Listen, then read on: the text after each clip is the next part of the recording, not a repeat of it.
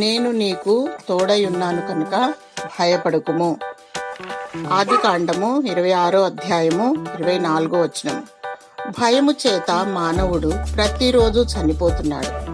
నేటి కాలంలో భయంకరమైన పరిస్థితులు కలవు.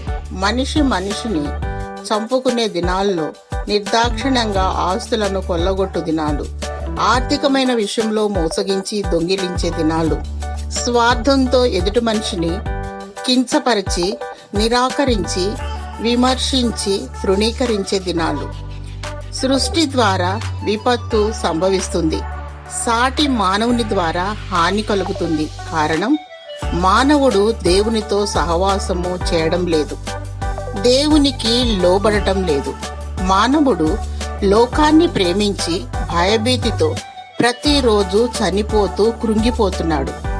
దేవుణ్ణి స్తుతించు, ధైర్యం లభిస్తుంది.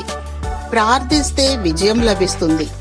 వాక్యము పాటిస్తే విశ్వాసం లభిస్తుంది. ఈ 3 పనులు నీవు చేయాలి.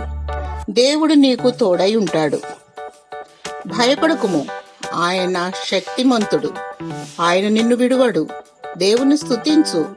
దేవుడు నిన్ను కరుణించి తన వాగ్దానాన్ని నెరవేర్చి నిన్ను దీవించునుగాక. ఆమేన్.